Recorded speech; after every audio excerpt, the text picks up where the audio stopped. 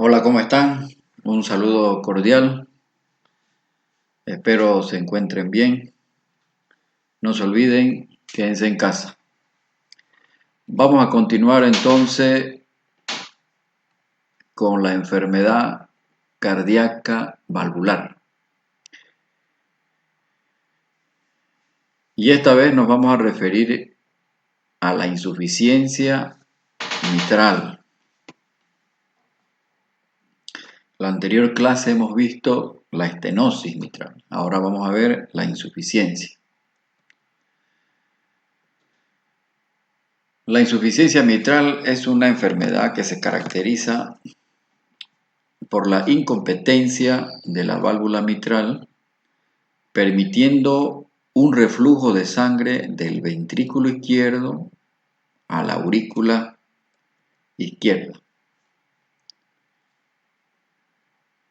Sabemos que cuando la válvula mitral es competente, normalmente durante la sístole ventricular, las válvulas auriculoventriculares se cierran, de manera que se impide que haya un flujo de sangre desde el ventrículo izquierdo hacia la aurícula izquierda.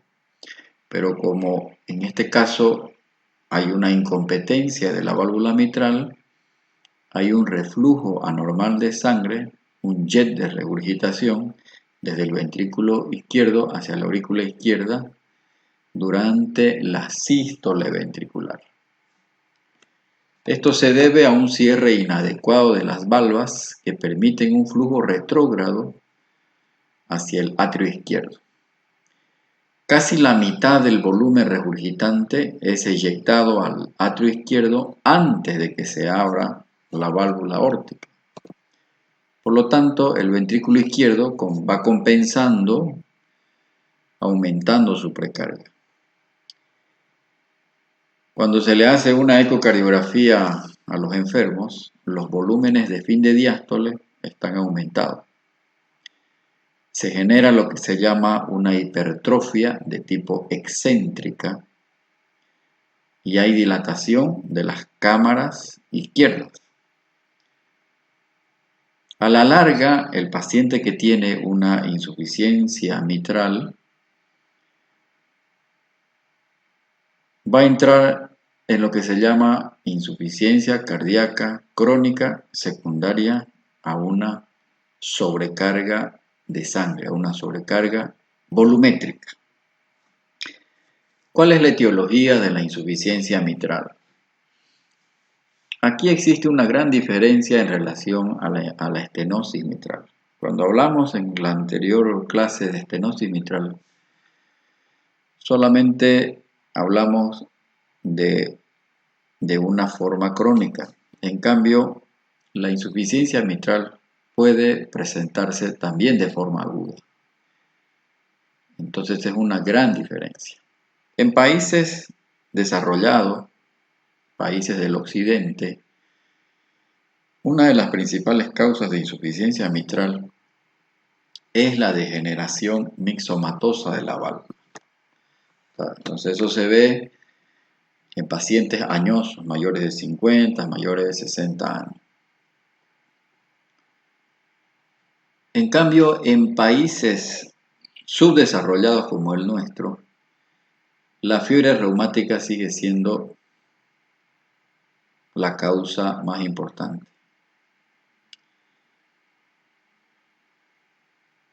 Entonces, en esta diapositiva podemos dividir, desde el punto de vista etiológico, tres causas. En la causa orgánica está la reumática, la endocarditis infecciosa que provoca una insuficiencia mitral aguda y el prolapso de la válvula mitral que vamos a desarrollar después es también una causa de tipo orgánico.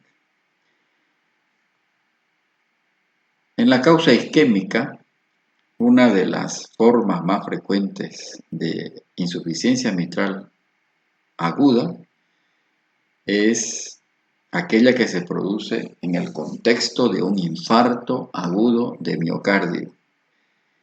Y fisiopatológicamente esta insuficiencia mitral aguda se produce por rotura de músculos papilares. El músculo papilar que habitualmente se rompe es el músculo posteromedial por una sencilla razón. Este músculo papilar está irrigado por una sola arteria coronaria. En cambio, el músculo papilar anterolateral está irrigado por dos arterias coronarias. Por lo tanto, es más sensible. Y en el infarto de miocardio, cuando se rompe un músculo papilar, produce una insuficiencia mitral aguda y es en realidad una complicación mecánica del infarto agudo de miocardio que se produce entre el tercero y el séptimo día del evento coronario. Desde ya es una complicación muy grave que generalmente necesita una cirugía cardíaca de emergencia. Y la última causa es de tipo funcional, es decir, acá primariamente no hay un compromiso valvular, sino que es la dilatación del ventrículo izquierdo que con el tiempo, cualquiera que sea la causa que dilate el ventrículo izquierdo, por ejemplo, un chagásico que se dilate, un hipertenso que se dilate con el tiempo, un paciente con infarto agudo de miocardio que se dilate con el tiempo, o una miocardiopatía dilatada idiopática o de origen viral, puede volverla incompetente a la válvula mitral. En esos casos hablamos de una insuficiencia mitral de origen funcional. El prolapso de la válvula mitral es una causa de insuficiencia mitral, fundamentalmente cuando este prolapso se asocia a insuficiencia mitral. De todas maneras, hay que considerar que uno puede encontrarse con pacientes portadores de prolapso de la válvula mitral que solamente tienen el prolapso como tal. Y esta es una patología que tiene un fuerte componente genético, se hereda por un rasgo autosómico dominante, es más frecuente en las mujeres, pero en mujeres jóvenes, que en realidad pueden permanecer en forma asintomática durante muchos años y donde el síntoma fundamental es el dolor torácico atípico, las palpitaciones, la ansiedad, aunque pueden debutar en alguna ocasión con un episodio arrítmico, siendo la taquicardia paroxística supraventricular una de las arritmias más frecuentes. Pero también el prolapso de la válvula mitral puede acompañarse y la gravedad del prolapso valvular mitral está en relación al grado de insuficiencia mitral.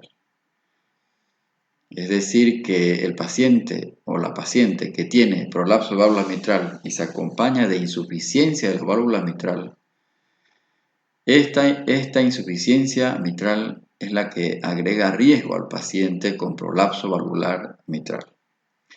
Lo otro que tenemos que tomar en cuenta es lo siguiente. El 90% de los pacientes que tienen el síndrome de Marfan está presente ahí el prolapso de la válvula mitral. Es decir, hay prolapsos de válvula mitral que están asociados a otras enfermedades de naturaleza genética. Como dice acá en la diapositiva, uno de los más frecuentes es el síndrome de Marfan y el síndrome de Ehlers-Danlos. Y la asociación se ha sustentado por el hecho de que en el prolapso de la válvula mitral, las valvas son redundantes, tienen una disminución en la producción del colágeno tipo 3, por lo tanto, esta patología del síndrome de Ehlers-Danlos se asocia al prolapso de la válvula mitral. Es un desorden genético del tejido conectivo que afecta a la válvula mitral. Se conoce como síndrome de Barlow, aunque tiene mucha sinonimia. Puede afectar al 3 al 5% de la población. Es más frecuente en las mujeres. Y como decía anteriormente, uno de los síntomas más frecuentes por el cual consultan nuestros pacientes es el dolor torácico atípico, generalmente en mujeres jóvenes. Y la clave para hacer el diagnóstico es decir, el signo más frecuente para sospechar un prolapso de la válvula mitral es un clic mesosistólico y que suele acompañarse de un soplo mesosistólico en el ápex. Pero obviamente el diagnóstico es ecocardiográfico. O sea, la válvula mitral es redundante y por ecocardiografía se detecta que durante la sístole ventricular la válvula prolapsa hacia la aurícula izquierda.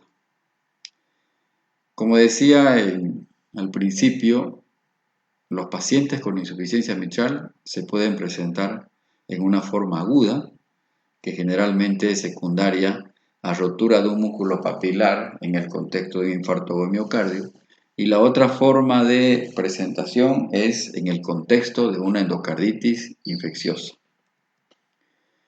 Fisiopatológicamente hablando, entonces, durante la insuficiencia mitral, la sangre regurgita en sístole del ventrículo izquierdo a la aurícula izquierda. Esto va a sobrecargar volumétricamente a la aurícula izquierda y esta sobrecarga de volumen repercute al lecho vascular pulmonar produciendo edema pulmonar. Pero aquí hay una gran diferencia en relación a la estenosis mitral. Evidentemente en la estenosis mitral también encontramos edema pulmonar. Pero el edema pulmonar en la insuficiencia mitral es de presentación muy crónica, se presenta después de mucho tiempo. En cambio, en la estenosis mitral, la presentación del edema pulmonar es más precoz. En diástole se produce un mayor llenado de sangre que sobrecarga el volumen izquierdo, por el ventrículo izquierdo, porque obviamente el ventrículo izquierdo va a recibir un volumen de sangre normal que recibe de la aurícula izquierda, pero como esta aurícula izquierda está sobrecargada, entonces va a recibir un volumen mayor.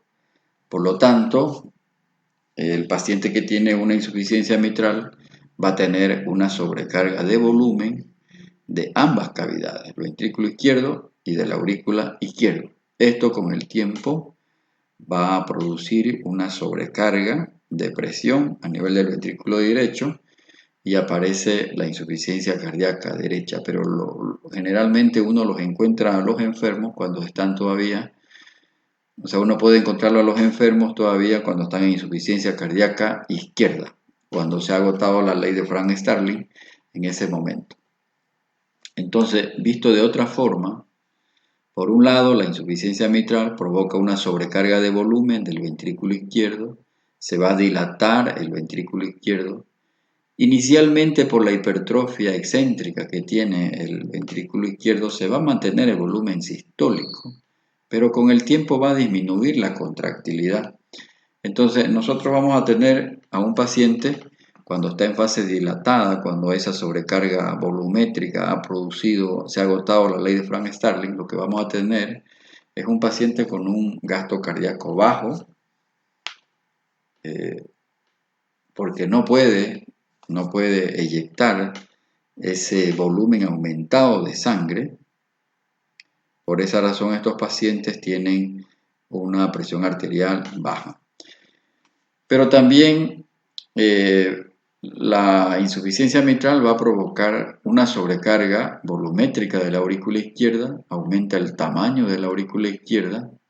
Generalmente los pacientes con insuficiencia mitral producen gigantes tamaños de la aurícula izquierda. Cuando se le hace una ecocardiografía al enfermo, uno espera encontrar aurículas izquierdas gigantes. Acordémonos que el tamaño normal de la aurícula izquierda no debe pasar los 40 milímetros. Estos pacientes pueden tener 50, 60 de tamaño de la aurícula izquierda y obviamente el tamaño aumentado de la aurícula izquierda es el factor que genera la fibrilación auricular. Con el pasar del tiempo, después de muchos años, este aumento de la presión de la aurícula izquierda va a aumentar la presión arterial pulmonar y esto va a provocar la disfunción del ventrículo derecho, se hipertrofia, se dilata y al final entra el paciente en insuficiencia cardíaca. Entonces podemos ver nosotros pacientes que están en insuficiencia cardíaca ya muy avanzada. Entonces, repitiendo, el cierre mitral defectuoso produce sobrecarga volumétrica para el ventrículo izquierdo, dilatación e hipertrofia en las cavidades izquierdas, hay hipertensión retrógrada venocapilar pulmonar. Esto produce un gasto cardíaco bajo, disminuye el latido y se activa el sistema renina-angiotensina-aldosterona con hiperactividad del sistema simpático y por esa razón estos pacientes habitualmente están taquicárdicos.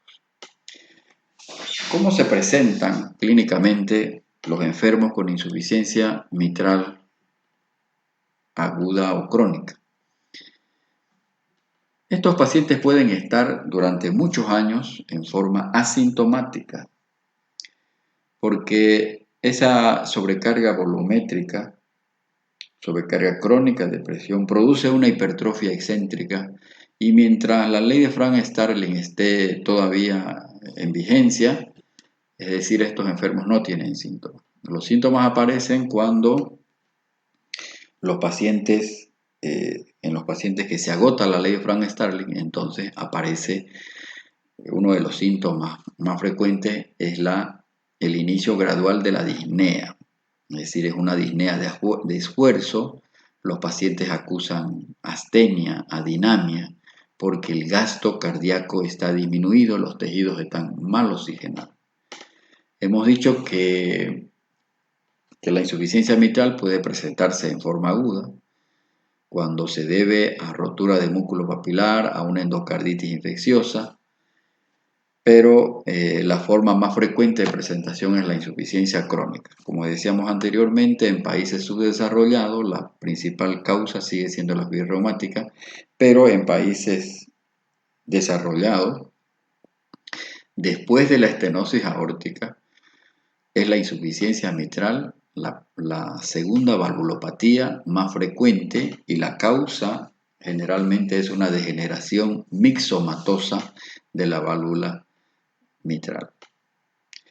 Hay enfermos que uno también ya los encuentra en franca insuficiencia cardíaca, ya sea insuficiencia cardíaca global, derecha, con irritación yugular, con hepatomegalia, con edemas de miembros inferiores, pero también uno puede encontrarlo en insuficiencia cardíaca izquierda todavía, con edemas pulmonares.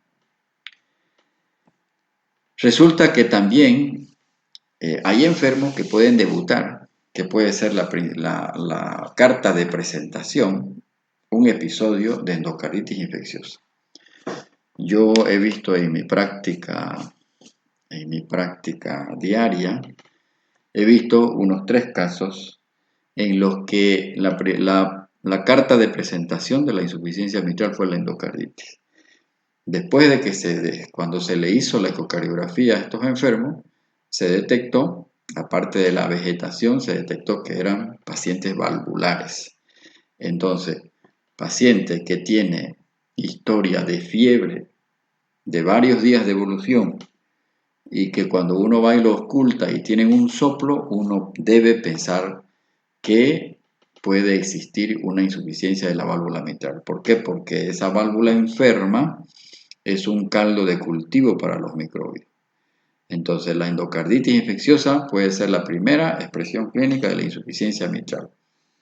Acá yo he visto un paciente portador de un prolapso valvular mitral con un hábito marfanoide, se quejaba de palpitaciones, de dolor del pecho, no se le dio importancia y posteriormente, después de unos 2 meses, fue internado por fiebre. Estuvo 2 semanas con fiebre y al final se llegó a la conclusión que era una endocarditis infecciosa y cuando se le hizo la ecocardiografía era un prolapso de la válvula mitral con insuficiencia mitral. Importante es este concepto porque el paciente que tiene un prolapso de válvula mitral con insuficiencia de la válvula mitral es un paciente que necesita profilaxis para endocarditis infecciosa. No es la misma connotación de solamente ser portador de prolapso valvular mitral sin insuficiencia mitral. Generalmente los pacientes que hacen insuficiencia mitral son varones. Es más frecuente la insuficiencia mitral en los pacientes con prolapso valvular mitral que en las mujeres. Entonces, sintomatológicamente estos enfermos van cursando con disnea. El paciente también puede estar mucho tiempo asintomático, como decíamos anteriormente. Y una causa no tan frecuente de presentación aguda de insuficiencia mitral también es la rotura de cuerdas tendinosas, que también se ve en pacientes con prolapso de válvula mitral. El paciente, además de tener disnea, puede tener disfagia, debilidad muscular, disminución de la capacidad funcional. Las palpitaciones son frecuentes en los pacientes con insuficiencia mitral. Y obviamente en la forma aguda, el paciente puede estar en un edema pulmonar agudo hasta el shock cardiogénico. Típicamente los pacientes que hacen una insuficiencia mitral aguda en el contexto de un infarto agudo del miocardio se presentan en edema pulmonar agudo llegando hasta el shock cardiogénico. Esta presentación es muy aguda porque no le da tiempo a la aurícula izquierda distenderse, no es como la insuficiencia mitral crónica que tiene tiempo ese corazón, esa aurícula izquierda para dilatarse. Acá no se dilata la aurícula izquierda, hay una sobrecarga aguda de volumen. El paciente entre el tercero y el séptimo día de haber sufrido un ataque cardíaco se descompensa y aparece un soplo sistólico en el ápex y entra en edema agudo de pulmón. ¿Cómo encontramos en la exploración física al paciente que tiene insuficiencia mitral? El latido de la punta, cuando uno palpa el precordio, va a estar desplazado hacia la izquierda, hacia abajo. Es un latido apical amplio y poco sostenido. Puede palparse un frémito sistólico apical. El pulso evidentemente puede ser normal, pero también puede ser de tipo Zeller, amplio. Y lo más característico de una insuficiencia mitral, fundamentalmente la crónica, es la ocultación de un soplo pansistólico, un soplo holosistólico que ocupa toda la sístole. Es de tono aspirativo, intenso, que se propaga hacia la axila y hacia la escápula izquierda. Entonces eso es lo más frecuente. Y puede estar apagado el primer ruido. El primer ruido se apaga mismo por el soplo pansistólico. ¿Qué exámenes complementarios nos ayudan a hacer el diagnóstico de la insuficiencia mitral? Obviamente el electrocardiograma es uno de los exámenes que debemos pedir. Y lo que vamos a ver en el electrocardiograma es una onda P bimodal, que se llama onda P mitral, una onda P ancha, que se la ve fundamentalmente en la derivación D2.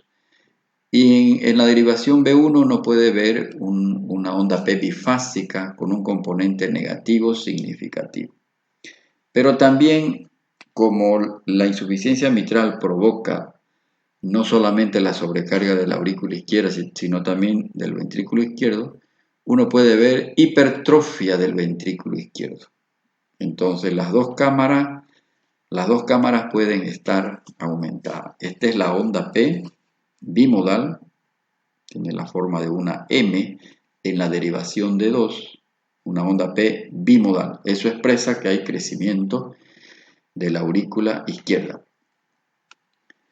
por insuficiencia mitral.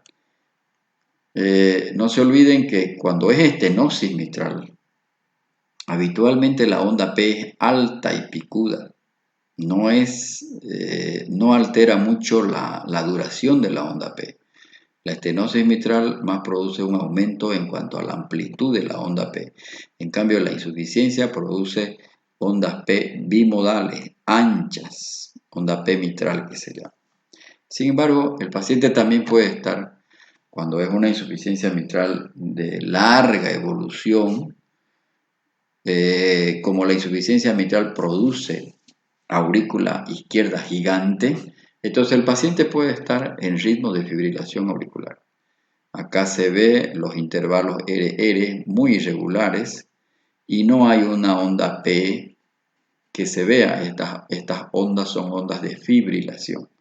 Entonces, este paciente que tiene insuficiencia mitral con ritmo de fibrilación auricular es un candidato a que reciba anticoagulación oral con warfarina porque tiene alto riesgo de una embolia cerebral. Cuando se le toma una radiografía de tórax al paciente, lo que uno va a ver es una cardiomegalia importante. Aunque se dice que los síntomas son muy tolerantes, es decir, el paciente puede estar mucho tiempo asintomático, pero radiográficamente uno puede ver ya una cardiomegalia importante. No solamente la aurícula izquierda, sino el ventrículo izquierdo. La aurícula izquierda puede mostrar un crecimiento masivo y forma el margen derecho. Acá se ve aparte de este perfil cardíaco derecho, por dentro uno puede ver una doble sombra radiológica. Doble sombra radiológica. Uno puede ver cuando está crecida la aurícula izquierda. Lo otro que uno puede ver en la radiografía es que hay una horizontalización del bronquio izquierdo porque la aurícula izquierda, cuando crece, desplaza hacia arriba el bronquio izquierdo. Y si yo le hiciera una radiografía lateral izquierda a mi enfermo, también voy a ver un desplazamiento del esófago. Entonces, lo otro que yo puedo ver es edema pulmonar. Si el paciente está descompensado, es un paciente con insuficiencia mitral crónica, yo puedo ver edema pulmonar. Entonces, radiográficamente uno puede asumir que el paciente tiene crecimiento de la aurícula izquierda por esos elementos radiológicos. Hemos dicho que la dilatación del ventrículo izquierdo puede producir insuficiencia mitral. A este tipo de insuficiencia, que no es un daño primario de la válvula, a este tipo de insuficiencia se le llama insuficiencia mitral de tipo funcional, porque primariamente no está alterada la válvula mitral, sino que es secundaria a la dilatación crónica del ventrículo izquierdo. Aquí podemos ver igual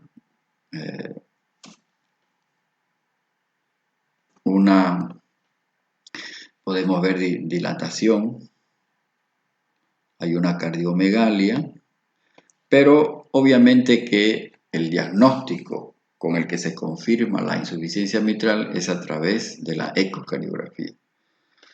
Entonces el cardiólogo ecocardiografista va a realizar la ecografía, va a determinar la etiología. Si por ejemplo esa insuficiencia mitral es de origen reumático, el cardiólogo va a identificar que es por problema reumático. Si es por prolapso de válvula mitral, lo propio, va a ver que la válvula mitral se prolapsa durante la sístole hacia la aurícula izquierda.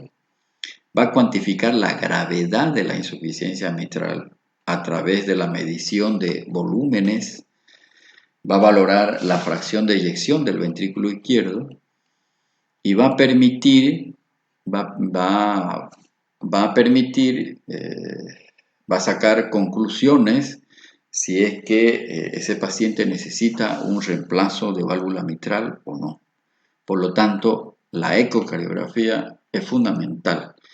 Es el gold estándar para el diagnóstico de cualquier valvulopatía. Obviamente no solo de la insuficiencia mitral. Entonces va a evaluar el tamaño, la fracción de eyección del ventrículo izquierdo, va a determinar la severidad de la insuficiencia mitral y la presión arterial pulmonar, que es un factor pronóstico para el pronóstico para en el caso que vaya a necesitar el reemplazo de la válvula. Como decías, Mo, nos va a permitir al médico que ha solicitado la ecografía la etiología de la insuficiencia mitral. Entonces, uno puede encontrarse con un paciente que tiene una insuficiencia mitral severa y necesita un reemplazo de válvula, o también puede encontrarse con un paciente que está todavía, que por ahora todavía no necesita un reemplazo de válvula, necesita solo un tratamiento médico. Entonces, se le puede hacer un seguimiento cada 6 meses o cada año al enfermo. Entonces, la ecocardiografía es fundamental. En cuanto al tratamiento, la insuficiencia mitral aguda, aquella que es producida por rotura de músculos papilares, por rotura de un músculo papilar en el contexto de un infarto de miocardio, prácticamente es un desafío para el cardiólogo, porque estos pacientes están severamente descompensados, necesitan una unidad de terapia intensiva o una unidad cardiológica, una unidad de cuidados cardiológicos, una unidad coronaria, porque como es una complicación mecánica, se ha roto el músculo papilar por isquemia, entonces son pacientes sumamente complicados. Entonces es un desafío para el médico tratante porque el cirujano cardiovascular no solamente tiene que corregir el músculo papilar roto, sino que tiene que corregir la arteria coronaria que se ha obstruido. Entonces son pacientes muy complicados que necesitan un soporte inotrópico porque entran en shock cardiogénico estos enfermos. Entonces necesitan un soporte inotrópico para poder sobrevivir. De hecho, la tasa de mortalidad cuando la insuficiencia mitral es en el contexto de un infarto de miocardio es muy alta. Entonces, si es una presentación aguda y severa, estos pacientes frecuentemente están en edema agudo de pulmón y con choque cardiogénico.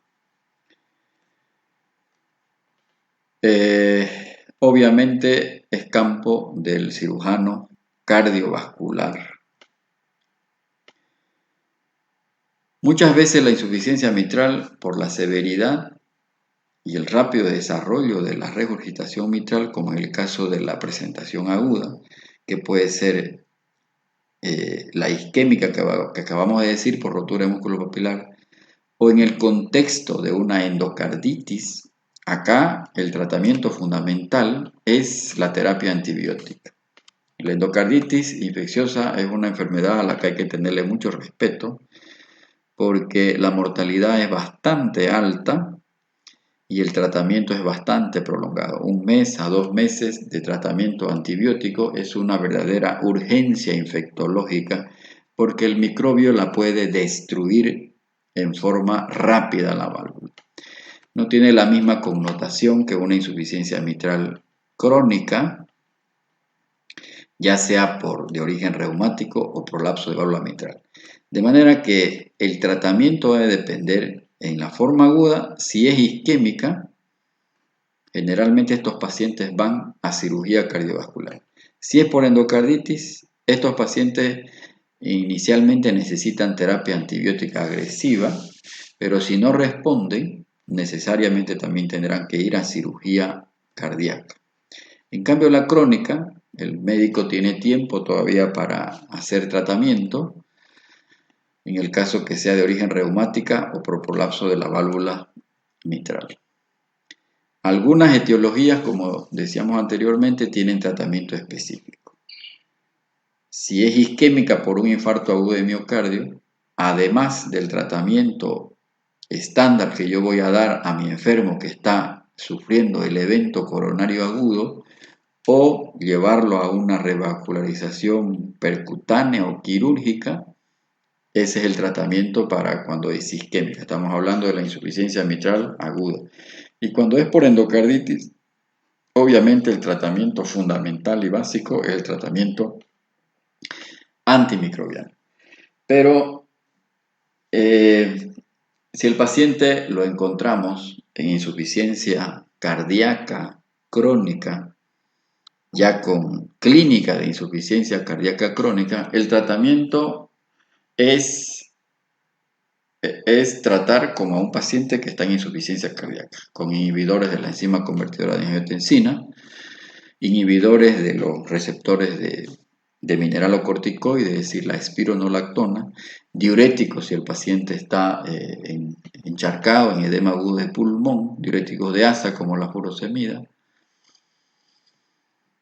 y en el caso que entre en shock, pues es el tratamiento con drogas vasoactivas. Un paciente que yo tengo que por X o Z motivo no será sometido a un reemplazo de válvula mitral, necesita profilaxis de endocarditis infecciosa ante cualquier procedimiento invasivo. Y si la naturaleza, si la etiología de la insuficiencia mitral es de origen reumático, ese paciente igualmente necesita la penicilina benzatínica 1.200.000 unidades internacionales cada mes. O sea que una cosa es la profilaxis de un nuevo episodio de fiebre reumática que se hace con penicilina benzatínica y otra cosa es la profilaxis de una endocarditis infecciosa. Por ejemplo, si es un paciente que va a ser sometido a una exodoncia, a una extracción de una pieza dentaria, hay que advertirle al odontólogo que ese paciente necesita tomar antibiótico media hora o una hora antes del procedimiento. Hay varios protocolos para la endocarditis infecciosa, esto lo vamos a ver cuando hablemos de endocarditis. Lo propio ocurre con aquellos pacientes que tienen prolapso de la válvula mitral con insuficiencia mitral, con algún grado de insuficiencia mitral. Estos pacientes igual necesitan profilaxis de endocarditis. Entonces, ese aspecto es muy importante y digno de resaltar. Ahora, ¿qué pacientes necesitan reemplazo de válvula? Pacientes que están sintomáticos, y pacientes que están asintomáticos con evidencia, cuando se le hace una ecocardiografía, con evidencia de disfunción ventricular, una fracción de eyección menor al 60%, un diámetro de fin de diástole del ventrículo izquierdo mayor a 70 milímetros.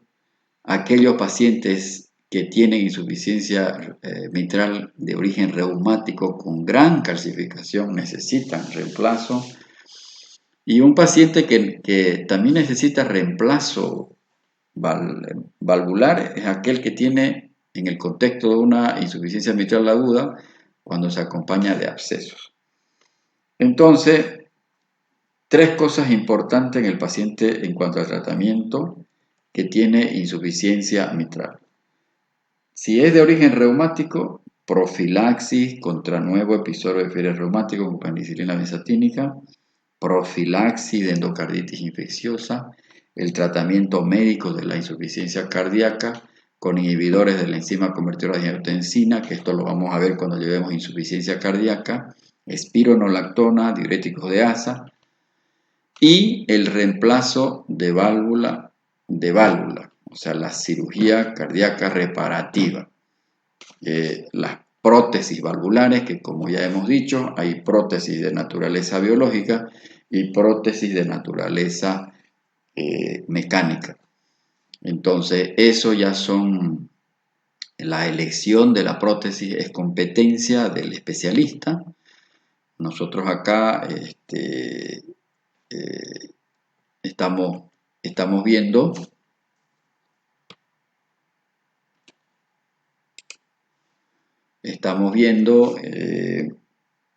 desde el punto de vista de la cardiología, pero para un médico general. Entonces, eso era lo que les quería decir sobre lo que es la insuficiencia mitral. Muchas gracias.